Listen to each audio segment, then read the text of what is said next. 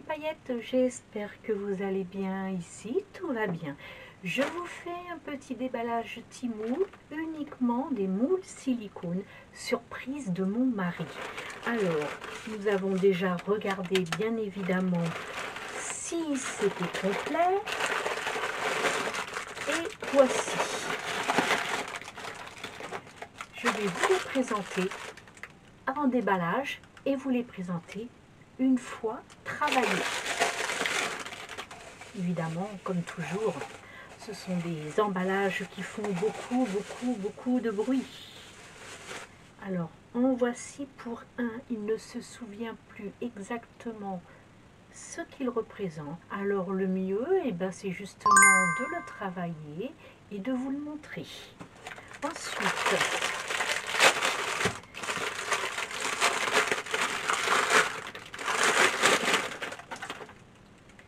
Ensuite, une magnifique lune avec le soleil. Évidemment, il y a de l'épaisseur, donc il ne sera pas rempli jusqu'en haut, parce que c'est principalement un moule qui permet de faire des bougies ou des savons. Voilà, c'est pareil. Je vous reviens avec le moule travaillé. Et pour finir,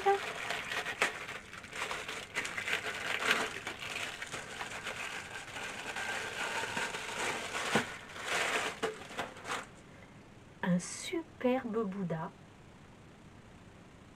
Voilà, complètement en 3D, le dos n'est pas plat, il est vraiment formé entièrement. Et pareil, je vous reviens de suite avec les moules travaillés. Alors, je viens de couler le Bouddha et je me suis dit que pourquoi pas, au lieu de vous montrer le déballage et le rendu, pourquoi pas faire en même temps la coulée. Donc là, il s'agit de Jesmonite, de la C100.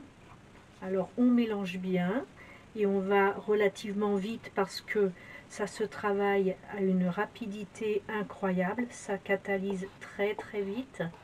Donc voilà. Maintenant, je vais faire uniquement la lune et le soleil, mais juste recouvrir les motifs parce que je ne veux pas monter jusqu'en haut parce que ça va me prendre énormément de matière. Et le but, c'est déjà de tester. Alors par contre, là, je vois qu'il y a une encoche. Je ne comprends pas pourquoi, puisque le moule est arrivé sans une seconde partie, parce que là l'encoche est censée s'enquiller dans quelque chose, dans un pied ou autre, chose que je n'ai pas. Ou alors est-ce que c'est le troisième moule que je vous ai déballé, que mon mari se pose la question de savoir mais qu'est-ce que j'ai bien pu te prendre avec ces deux-là? Est-ce que ça en fait partie? Écoutez, quand on aura tout démoulé, on aura la surprise. Voilà, en attendant, ça suffit amplement. Voilà, j'ai pris ma petite spatule qui me permet de bien récupérer tout ce qui est liquide. Voilà, c'est parfait. Maintenant, on va jouer avec le silicone.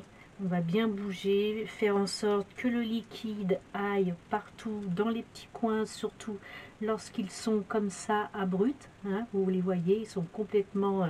ils sont pointus, ils sont raides, ils sont droits, donc il faut absolument que ça aille dans les angles. Voilà, c'est parti. On va attendre que ça catalyse et on passe au troisième moule. Voilà, allez, on fait le dernier. J'espère que j'en ai mis assez. Oh non, il m'en manque pas mal. Je vais vite en repréparer avant que ça catalyse. Voilà, on y est. Donc ça, je le laisse. C'est pour maintenir mes moules, mon moule haut, bien debout. Voilà, on prend aucun risque. On se retrouve d'ici une petite demi-heure et on démoule ça ensemble. Allez, on y va, ça fait 20 minutes. Alors, sur l'emballage Jesmonite, il préconise bien de démouler quand le moule est encore chaud, on le sent, pour éviter que la Jesmonite ne sointe à l'intérieur du silicone. Donc on va démouler la lune et le soleil. Voilà, regardez-moi ça, comme c'est joli. Il est vraiment très beau. Il est granuleux, mais ça, enfin granuleux d'apparence, hein, pas de toucher. Hein. De toucher, ça fait vraiment effet porcelaine, hein, céramique, c'est vraiment très très joli. Quand je dis granuleux, c'est l'apparence, le visuel, mais c'est parce que c'est tout simplement parce qu'il n'est pas encore sec. Voilà, il est magnifique, j'aime, j'aime, j'aime. C'est parti, allez, on va démouler notre joli Bouddha.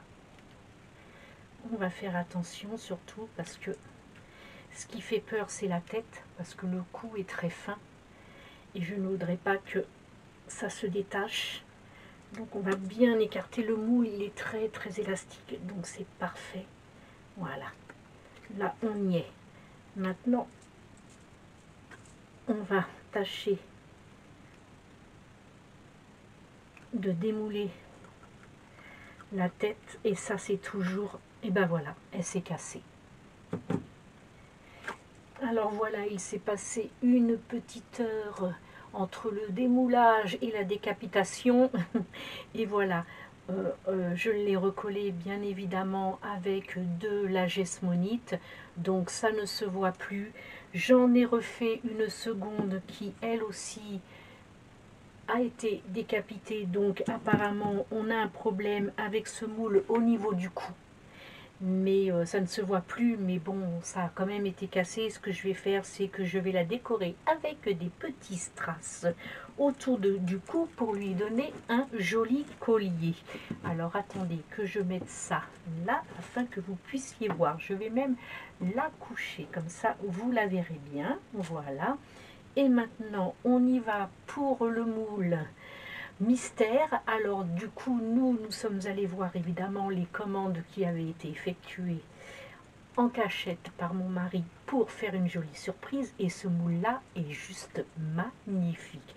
J'adore et je trouve que c'est un excellent choix de moule. Je pensais que c'était une fleur ou un arbre, mais en fait, regardez. D'un côté, il y a le visage du mal. De l'autre côté, il y a le visage du bien. Ce moule est juste magnifique. Regardez-moi ça. Un moule double face. Il est très très beau. Alors là, il n'y a pas de problème de décapitation. Le moule est quand même relativement gros. Donc toute la pièce est en un seul bloc. C'est juste de la sculpture, ce qui fait qu'on n'a pas de problème pour le démoulage. Voilà.